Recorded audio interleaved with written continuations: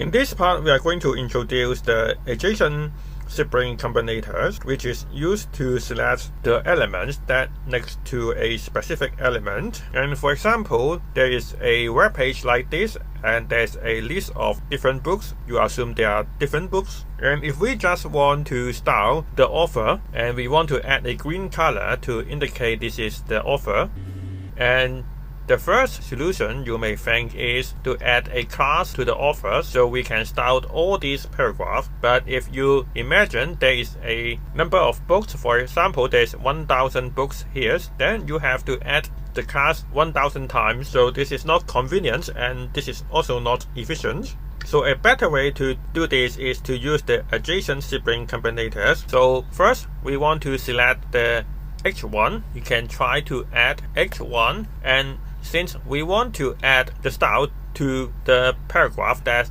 just next to the H1, so we can use the plus operator and then use the curly bracket, and then we style with the color green. Now you can see the colors already turned green, and this just style the authors, not all the paragraph. And we can also add the font size to 20 pixels. So this is much larger than before. So this is how to use the adjacent sibling combinators.